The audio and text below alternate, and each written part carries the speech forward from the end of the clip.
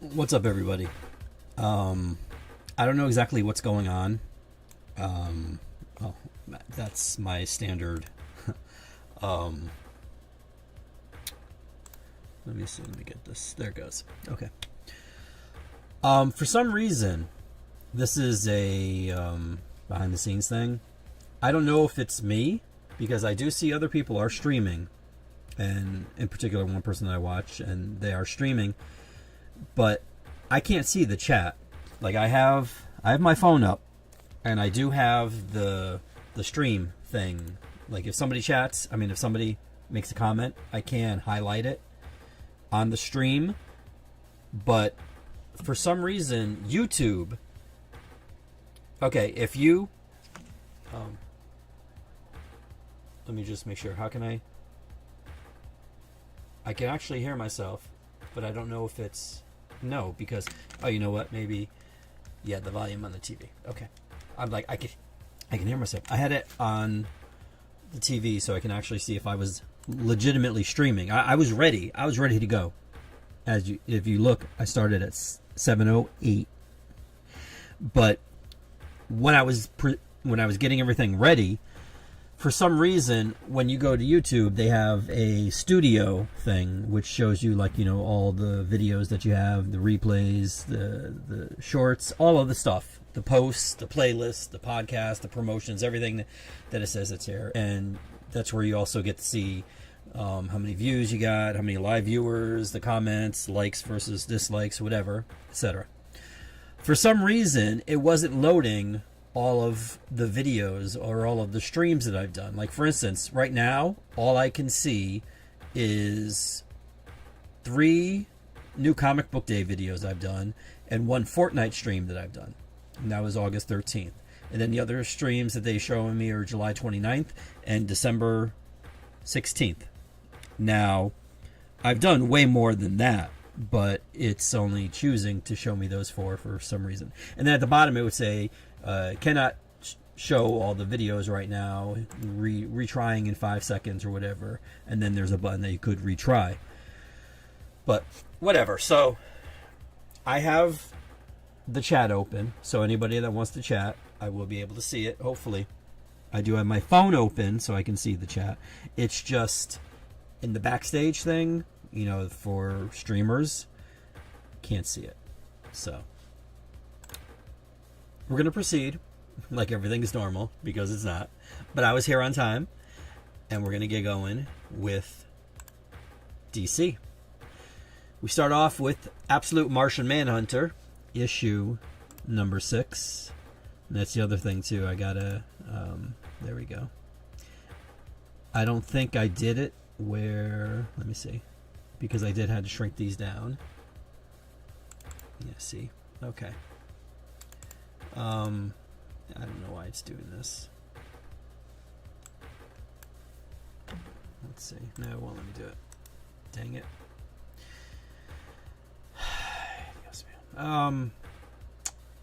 Okay. Absolute Martian Manhunter. Dennis Camp and Javier Rodriguez, I believe. We'll just assume that it's Javier Rodriguez. Up next, we have Absolute Wonder Woman. This is issue number 11. Let me see if I can see. I'm sure it's Kelly Thompson and Hayden Sherman. Jordi Bella are doing the inks. Or colors, I believe. I don't want to keep clicking it every time I need to see what's going on here. Here we have a facsimile. Action Comics, issue number 23. Right there.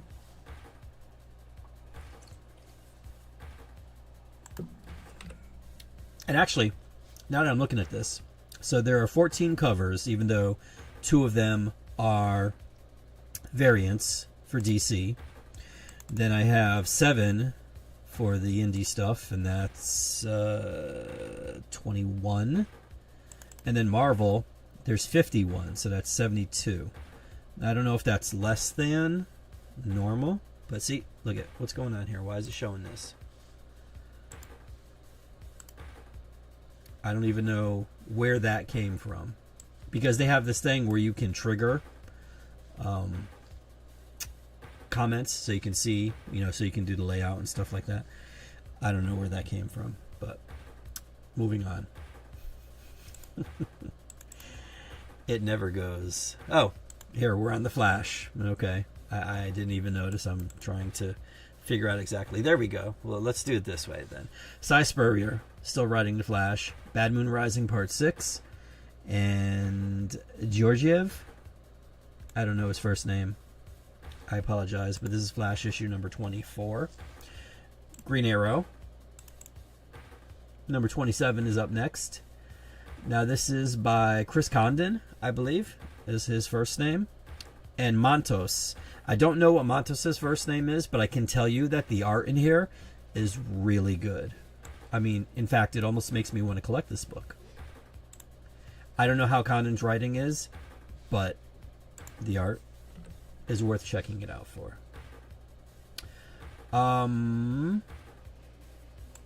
I hope I didn't. I don't want to skip ahead, but we'll see. I hope it didn't skip something, but this is Green Lantern Dark. This is issue number 6. I don't know whether this is the last issue or not, but yeah. Believe it or not, I mean, this is an Elseworlds story, and it's connected to a thing that DC did back in, I think it was like 2000s, late 90s, early 2000s, called the Tangent Universe. And I gotta tell you, like, with the stuff that I sell is mostly mainstream, you know, Marvel, DC, etc. But I was actually surprised that there were people that bought this. Now, I don't know if it's on the strength of the Tangent Universe, like they were fans of the Tangent Universe when it came out, or if it's Green Lantern, or what the deal is, or maybe they just like Elseworlds stories. Unlike some individuals in Canada, but here we have. Okay, good. It didn't skip it. Green Lantern issue number 26. Now I got to tell you, I'm disappointed because the art is not by Hermanico. However, the person that did the art, Marion, I don't know their first name. It's okay. It's okay. I would prefer Hermanico, but we'll get him. So, and also, oh, actually, it says it here. Cover by V. Ken Marion. So the individual that did the cover is also the individual that did the art on the interior. The main thing, though, is that Jeremy Adams is still doing the writing, and that's important. So at least we have that, right? Right. So. Oh, and it's also, I think it says part 3 there. Yeah, part 3 of the Starbreaker Supremacy. The storyline that's going through Green Lantern. I was going to say Justice League. Green Lantern and Green Lantern Corps. I was probably saying Justice League because here we are. Justice League Unlimited, issue number 10. Mark Waid, Dan Mora. To save Doomsday. Should one really save Doomsday? I don't know. Mr. Terrific is up next. Year 1, number 4. Oh, look. Enter the Batman. Because, I mean, he's not in enough books these days. I mean, this week, he's only in... I've only done 1, and that was Justice League that he was in? Wait. Oh, okay. Well... Okay, so this makes number 2. This is issue number 2. Now, mind you, he doesn't have any starring books. I mean, he's a co-star in this one, and then he was a co-star in this one. But I thought this might have been the first Batman-less week. But here we have Robin and Batman, Jason Todd, issue number 3, which I also believe is the final of... Oops, sorry. This miniseries by Dustin Nguyen and Jeff Lemire, however you say it. He's Canadian. Lemire A. I don't know. But there it is. And I think, wait, no. Yeah. Last but not least, Superman, issue number 29. This is continuing the Legion of Darkseid storyline that's going on in here. Part 2. Joshua Williamson and Dan Mora handling the art duties. And then I have this variant cover here, right? Where is it? Oh, sorry. It gave... See, I can't figure out exactly why OBS does things in a particular order and the Microsoft Explorer does it in another order. I don't get it. I don't get it. But here is a variant cover. I just put that up there because I was going to use this as a thumbnail, but then I found the other thumbnail that I used. So, yeah. And then there's also this David Aja variant. Right there. And everybody that comes in and buys any DC, whether it's new this week or old from previous weeks, will get a copy of this DC Connect while supplies last. And this will illuminate you as to the upcoming Batman Deadpool crossover in November. You see what it says in the bottom there. Written by Grant Morrison, Scott Snyder, James Tynion, Josh Williamson, Tom Taylor, Mariko Tamaki, and G. Willow Wilson. With art by Dan Mora, Hayden Sherman, Bruno Redondo, Amanda Connor, and Dennis Cowan. That's a lineup. I mean, Dan Mora has to be... He's the Batman of artists. I mean, he's got to do at least 3 to 7 books at any given moment. Hayden Sherman is a really good artist who's doing Absolute Wonder Woman, and also that Batman, speaking of Batman, the Batman miniseries, I forgot what the name of it is, but I think it's on issue like 8 or 9 right now. Bruno Redondo and Amanda Connor and Dennis Cowan. Good stuff. So yes, you will get that for free. Free. Over in the MCU, as I click over just to make sure. There we go. Avengers issue number 29. Jed McKay. And I'm trying to see who did the art. Karami. Karami. What is the Grail? And what is its connection to Secret Wars? Now, I would say which Secret Wars, but that logo tells me that it might be the 2015 Secret Wars. So, let me see. Let me move this down, my layout. I have 2 monitors, but it feels like I only have one for some reason. Well, I don't really need this one up. And do that there. There we go. Okay. Up next is the J. Scott Campbell Just Spectacular Collection variant featuring Iron Man there. There's a Luciano Vecchio Scarlet Witch variant there. Here we have Bring on the Bad Guys, Dormammu. Come to bargain. Issue number 1. And who do we have doing? Panadel? Pacnadel. Pina, probably. And Arciniega. As well as Mark Guggenheim, Sta Maria, and Sanchez Almara. I only know Mark Guggenheim and Sta Maria because I always like Stott, like, is that the middle name? I don't know. Surname? So, whatever. It's the second to last part of this miniseries, I believe. And then we have this J. Scott Campbell variant featuring Doctor Strange, no longer Sorcerer Supreme. And here's the finale, the grand finale, Mephisto. I don't know why they're dropping both on the same week, but it is what it is, and Mephisto is the finale. Guggenheim and Lopez handling the writing and the art. And that looks like Doom's hand right there. So I guess we might get some appearance by Doom. Maybe, perhaps.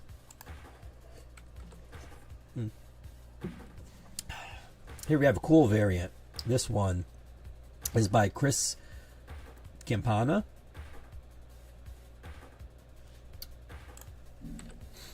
And then we have this Ken Lashley variant Miguel Mercado, and Todd Knock. Definitely.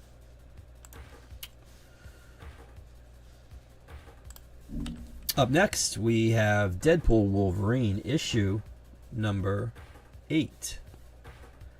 Now, there's a blurb on this cover. I don't remember. Let me see. Do I have the issue around me? I don't think so. I was looking at it earlier. It introduces a new character. I don't know what the character's name is. No, but that's what the blurb says on there. And I think that's the dude behind Wolverine. Could be wrong. Death of the Silver Surfer, number 3, is right here. I only thought this was going to be 3 issues. Or sorry. I thought this was only going to be 3 issues. Greg Pak and Kumar Dharmada, I guess, is doing the inking or the coloring. That's cover A. This is a pretty cool variant cover. Claudio Castellini.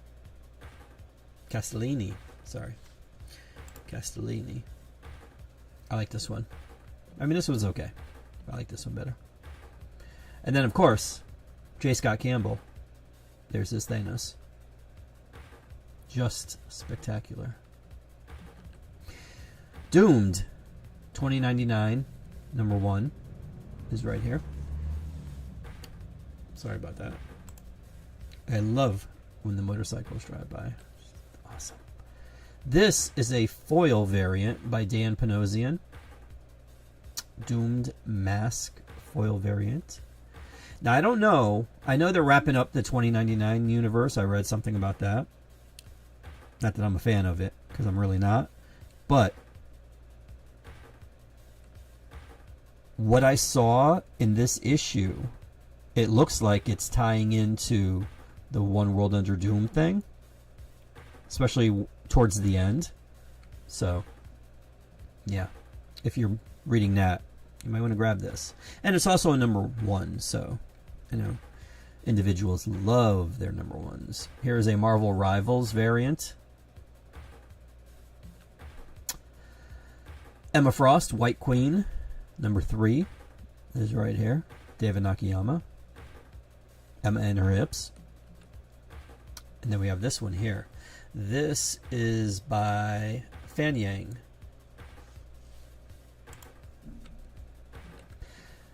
Fantastic Four Fanfare number 4. This is the final issue. There were only 4 issues.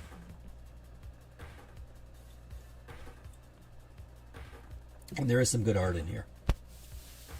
Yeah, I gotta be honest. I probably only did this stream because, I mean, there's so few books. The only reason I'm able to pad it out, especially with Marvel, is because I get a lot of Marvel variants. Because Marvel does some pretty cool variants. And people seem to care about those, at least as far as Marvel's concerned. DC, I got a couple, but not that many. Not as many as Marvel. Here's the second printing for Fantastic Four First Steps, number 1. Same as the first, it looks like. I don't know exactly what's different with it. Outside of, see above the UPC where it says second printing. That's about it. Speaking of second printings, here's a Godzilla Destroys the Marvel Universe, number 1. This, I believe, was the foil variant.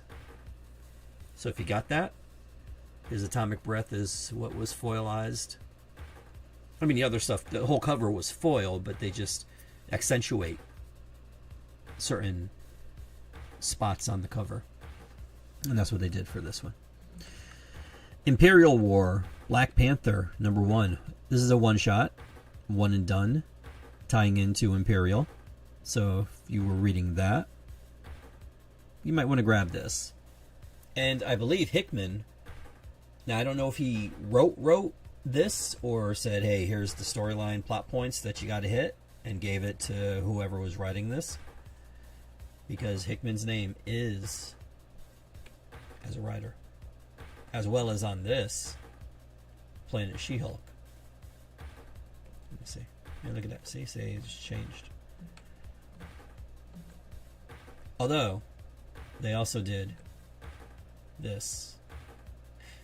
Now, I don't remember if J. Scott Campbell did a variant for Black Panther, but he should have. Could have done that with that. But here is his variant for She-Hulk on this book. Then we have Incredible Hulk, number 28. I don't know what issue this will be ending with, because they're going to be doing Infernal Hulk, which I hope is good. But this is issue number 28. And then there's also a J. Scott Campbell variant for this. Right there. Jeff the Land Shark is up next, number 3. This is cover A. And then there's this Luciano Vecchio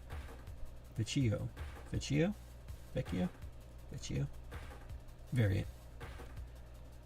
The homage to, what was it? X-Men number 268, I think? With Wolverine, Captain America, and Black Widow. The good old days. Then we have Miles Morales, Spider-Man, issue number 37. Now, I don't know if this is the first appearance of this character, but I can tell you that they had, because it's also mandatory, besides Batman having to be in at least one book a week, they also need a Peach Momoko variant. And this is what they're calling Peach Momoko Inari first appearance variant. So now whether this is her first appearance in this issue, or it's just like, you know, this is how she looked with her first appearance. Because, I mean, she is, I think that's her on the cover right there. Yeah. Right above Miles with the sickle, scythe, whatever it's called. But yeah, Phoenix, number 14, is right there. Apparently, I think Stephanie Phillips, maybe, I think that's her name, is the writer for this book. And I believe 15 is the final one she's doing. I don't know who's coming in after that. I don't know if they're going to continue the book, but she's stepping away to do an binary. Who that is, I don't know. Because back in the day, that was Carol Danvers, after Rogue drained her of her Captain Marvel powers. Predator, Black, White, and Blood, issue number 2. Oh, I just remembered, speaking of Predator, Aliens on tonight. Good. Because today's been a... Yeah, today's been a day. But this is the A cover, and there's this B cover. This is the Gonzo variant. And I believe it's J. Gonzo. Runaways, issue number 3. Elena Casagrande is not handling the majority of the art on here, I guess. But whomever they got to do it is good. It is good. I thumbed through it to see the art. Spider-Verse versus Venomverse, issue number 4. This is a Diaz variant. I don't know what Diaz it was. Tis. I don't know. Sorry. And you know what? While I was checking these books in, you know, to make sure that the order on the invoice matched the physical copies that I got in, I was thinking about where we are, because I saw... Well, you know what? No, I'm not going to editorialize. I'll do that at the end, because you're here for covers, and this is what I'm going to show you. Because then when I start editorializing, if you wanted to, you can tune out. I at least want to inform you. I don't want to hold you hostage to my rants. Here we have Star Wars, Dr. Aphra, Chaos Agent, issue number 2, I think. 3. I was close. I was one away. Then we have The Thing, issue number 4. As you can see, there might be an appearance by Juggernaut in here. Maybe. Perhaps. Next, we have The Mortal Thor, number 1. Now, I have that right in front of me. The art in here is pretty good. Pasquale Ferry does the art. And I do like it. I do like him. Pasquale. Now, at the end, there's a page written by Al Ewing. I mean, the entire book is written by Al Ewing. But at the page, like the letter column, is what they called it back in the day. And it's titled If They Be Wordy. And it's funny because there's 1, 2, 3, 4. There's 4 paragraphs, essentially. And he repeats certain things in the paragraph. And in here, let me see. Actually, let me get some light. Let there be light. It says, you hold, each one it says, let's begin again. You hold in your hands issue number 1 of a new Thor comic. Does that tell the whole story? Let's begin again.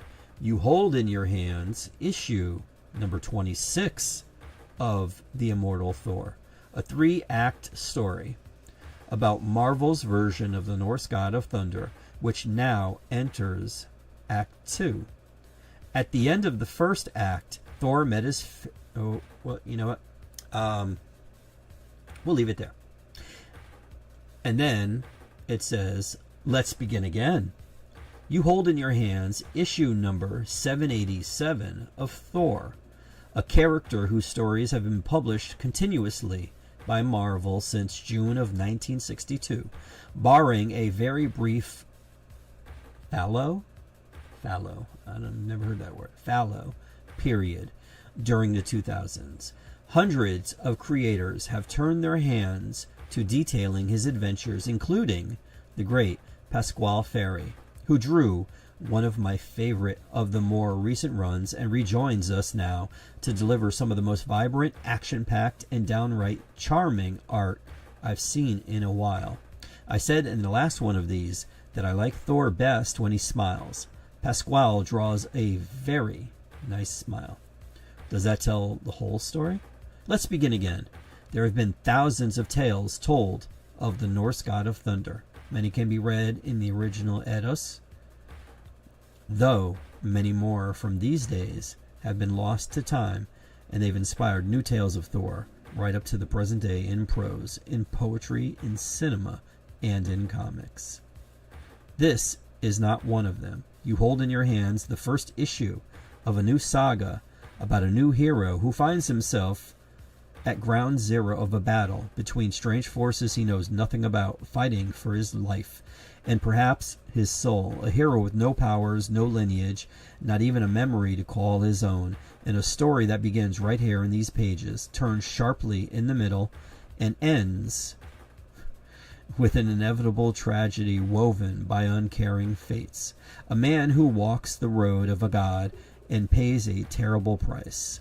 This is the Mortal Thor number 1. Over time, we're going to tell... well, I won't spoil that, but yes. It is actually... there's a part of it here that gets a little Wolverine-esque. And I'll leave it at that. But overall, it was pretty good. But I did like that, what he wrote. And of course, there is a J. Scott Campbell variant. And then there's, let's see if it's next. It is next. Jeffrey Brown variant right there. And then this Joe Quesada variant. Again, terrible, terrible executive, terrible writer. Not bad artist. And then we have this Pasquale Ferry variant. And last but not least, I'm going to show you this thumbnail. But I promise you, this thumbnail does not do this cover justice. You have to see it in person to appreciate it. This is a Patrick Gleason foil variant. This is the reason foil was invented. The way this looks, chef's kiss. And I believe, I want to say, oh no, okay, we got a couple more books. This is Ultimate Spider-Man, number 20. I don't know, well, I do know this is ending with issue number 24. But if Marvel didn't continue it in some fashion, that would be stupid. Not because I'm a fan of it. I mean, I do like it, and I like Hickman. I don't know who would take over after Hickman, but to end this, like when it sells, I mean, it is Spider-Man. Spider-Man's one of those books that sell. Spider-Man is the Batman of the Marvel Universe. But I do know that Marvel editors, clearly getting annoyed with people complaining about Mary Jane and Peter not being married, said that if you want to read a book where Peter and Mary Jane are married, this is it. So if they get rid of this, then what, are they going to marry him in the 616 book? Who knows? Who knows?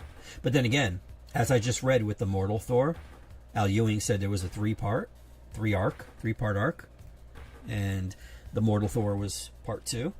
This is exactly what Hickman wanted to do with the X-Men, and he couldn't because Marvel wanted to stay in Act 1. So, we shall see. West Coast Avengers issue number 10 is up next. Now, I should have checked to see if this was the final issue, but I didn't. I'm sorry. This could potentially be, and I do want to check, but I can't, because if I do that, then I won't see the... You know what? Screw it. I'll try it. We'll see. I'll get to the bottom of this, damn it. This is issue number 10, and for some reason, Marvel seemingly has a problem with doing books longer. No, there aren't 2 W's in West Coast. Of course, you couldn't do it that way. There we go. Yep, I'm guessing it's the final issue. Let's see. No, it doesn't say. It just says, the Mark of Ultron. Omega Ultron and his followers take on the West Coast Avengers for a final showdown. Well, I guess this is the last issue. But as the West Coast Ultrons' life hangs in the balance, can the team pull together to save him? And what will it cost Tony Stark if they succeed? And this is the final issue. Well, there we go. Speaking of final issues, here's the final issue of Wolverine and Kitty Pryde, number 5, right there. Alan Davis. Man, I wish he would draw the entire issue instead of the cover, but I understand. And then we have... Oh, wait. Why did they do... I guess? I don't know. In my world, 21 comes before 138. But Microsoft has this, or OBS has this as before the other one. But this is X-Men 138 facsimile. The Fallout repercussions from 137, which was the final issue of the Dark Phoenix saga. Win a Toys R Us shopping spree. Imagine that. Imagine that. And last but not least, X-Men 21. Why they had this before X-Men 138, it's a mystery to me. But yeah, I don't know who did this cover. There's no name on there. I can see there is a signature there, right? But I don't recognize it. And when I am big in it, I can't tell. But I can tell you that Juggernaut is on there, Quentin Quire, and Magic, Ayana. And there's also the thumbnail, J. Scott Campbell with Storm. And, much like DC, everybody that comes in this week to buy a Marvel comic, new or old, preferably new, but old too, gets a copy of this Marvel Previews. And this is the cover. I was able to find one with the cover. X-Men, was it X-Men? Let me see. I think it's X-Men of the Apocalypse. Oh, X-Men of Apocalypse.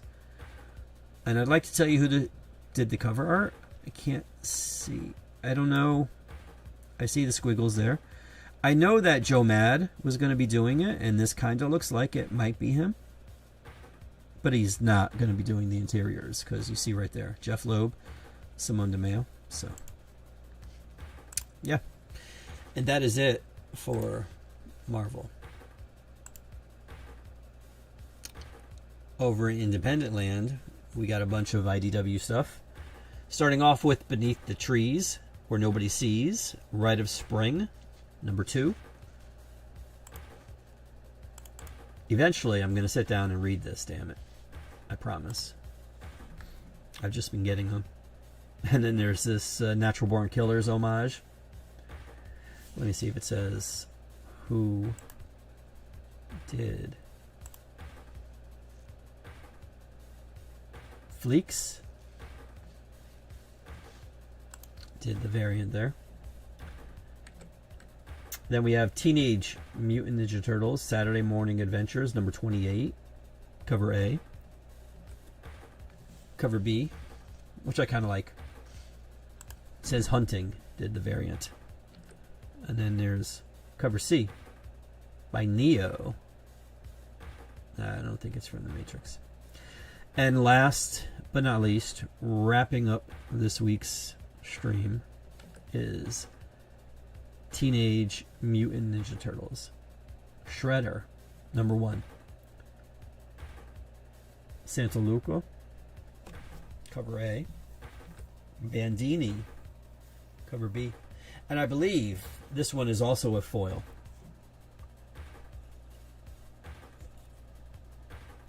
But I didn't bother putting both of them.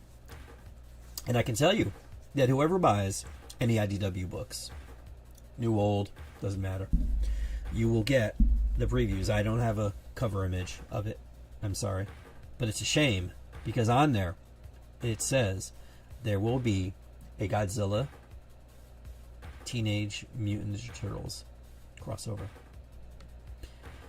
And not for nothing, I know IDW has been having issues, but if you look in that preview book, half of it is Turtles, the other half is Godzilla, and then there's some Valiant stuff and Star Trek. I hope they get back to doing what they used to do, because they were the Switzerland of the comic book industry. And I want to see them get back up, doing some crazy crossovers. It was weird. But yeah, that's it for this week. And let me just say, I was going to mention this before during the Marvel stuff. I'm checking in the Marvel books, and I'm seeing like Runaways, and then I see the Spider-Verse versus Venomverse. And then my brain started going to what people do today when they're making videos and they're posting on social media. Who's this for? Or why are they doing this? And to be honest with you, I don't disagree. However, the who is this for is for people to come into the store. Now, I know there's people out there that like to gatekeep. There is a ton of individuals who gatekeep. And I don't know why they do that. Like, let me see what comes up. Hold on. No, not Turtles. Green Arrow. Just saw Green Arrow. Superman. X-Men. No, they're not going to give me a good one. Thing. Emma Frost. Okay, well, let's do Emma. Why are they doing an Emma book? See, I might not like Emma Frost, which I don't. I mean, she's okay during the original run of the X-Men, but I don't care, like, you know, what Grant Morrison did with her and all that stuff. Whatever. I guess it depends on the writer, but they're doing a book now. Why are they doing a book? Well, I can tell you why they're doing a book. Because she's a character in a video game that is very popular. And if you want comic books to continue, if you want them to thrive, you have to attract a wider audience. It reminds me of this individual I used to know who was bitching and moaning about the fact that there was a Groot cartoon series. I think it was 9 episodes. The episodes were like 2 to 3 minutes long. 2 to 3 minutes. Now, were these for grown-ups? Clearly not, because it was Baby Groot. And it was animated. You would think that was for the intended audience was for kids. You need to have something for the next generation. If you don't, then this industry is going to collapse. It's going to die. Or you'll just be stagnant. Like I see, as I'm doing the stream, I get a notification that says, Cracker Barrel announces it will return to its old branding after Backlash. Now, some people... Oh, wait, let me see the Yankee score. Okay.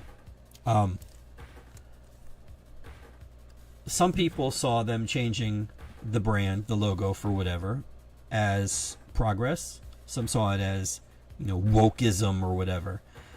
Like, some things have to change. If you continue doing things the same way over and over again, then there will be no growth. Same thing as with comic books.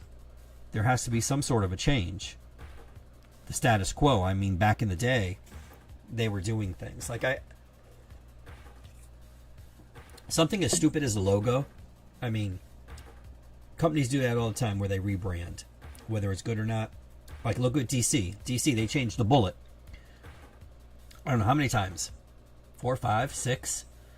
And you might have agreed that it was a good change. And now they're back to what they used to be, which is the bullet, the regular one. But in the interim, there was like maybe 3 or 4 different ones. And who's to say whether they were good or not? And ultimately, it's literally just the logo. Like, if Marvel changed their logo, would you stop reading comic? Would that affect the story on the interior? No, it wouldn't. It's really stupid. Did Cracker Barrel changing the logo make the food better or worse? Probably not. I'm almost positive it didn't. But, optics. So, when people sit there and make their videos about why are they doing this, they're doing it because they're trying to make sure that this hobby doesn't die. And the one thing that protects it is the potential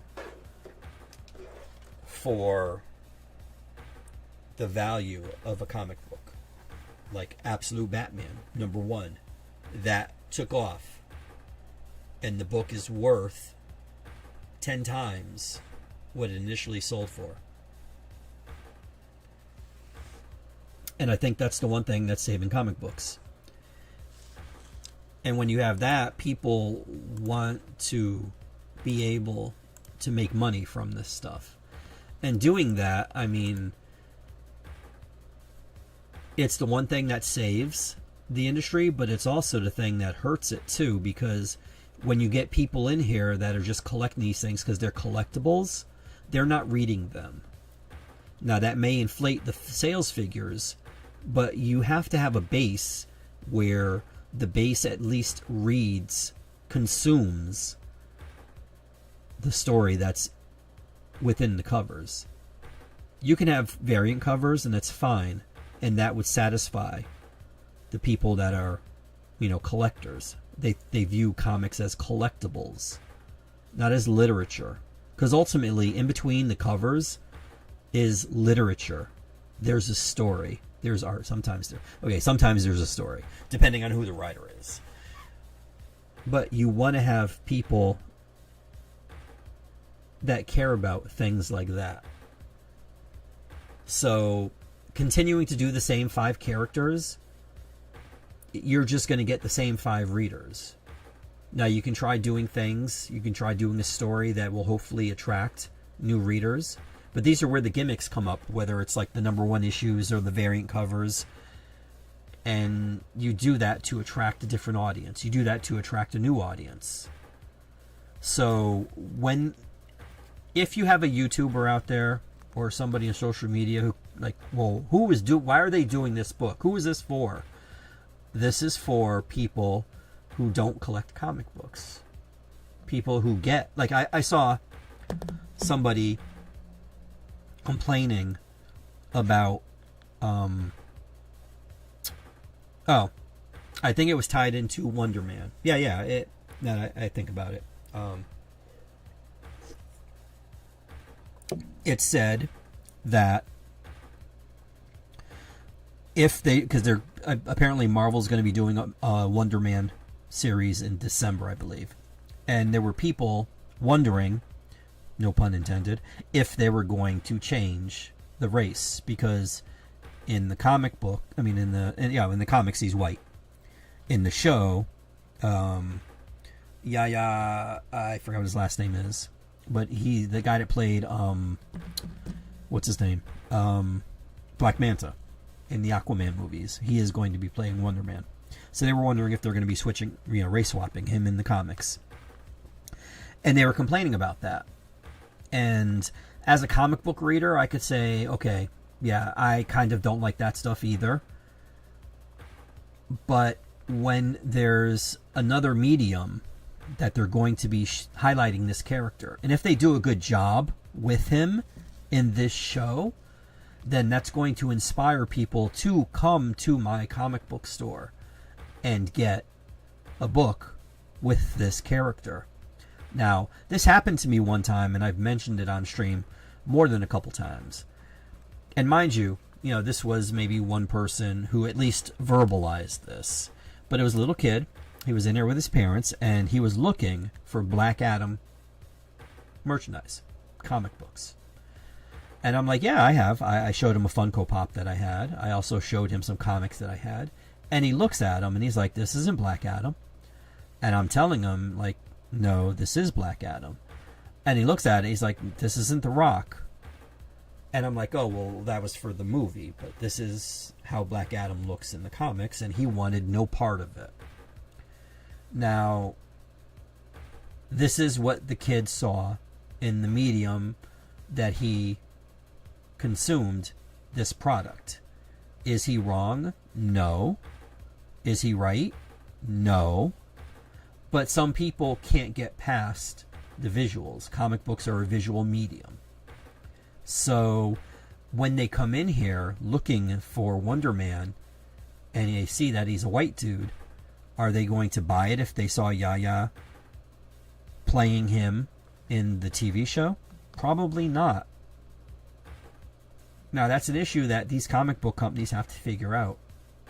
Because I know, like, for instance, when the Avengers came out, the team that was in the comics did not resemble the team that was in the movies. But Marvel fast-tracked a series that had the same team members in this book to get the audience that was going to see them in the movies.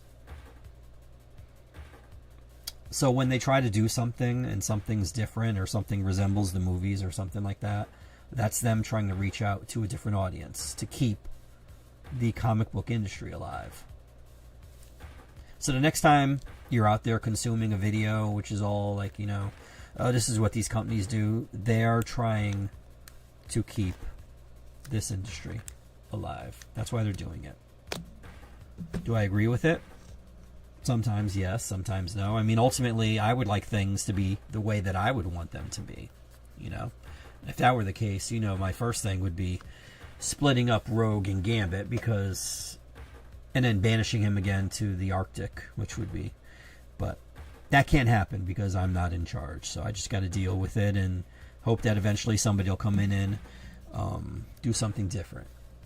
But until that happens, I will, when J. Scott Campbell does a cover, or she's in a series, hopefully without him, just consume that. That doesn't negate the fact that I have the older issues with her in there, and there is material that I can buy. I don't know. I wish people would just stop the damn gatekeeping, because comic books should be for everybody.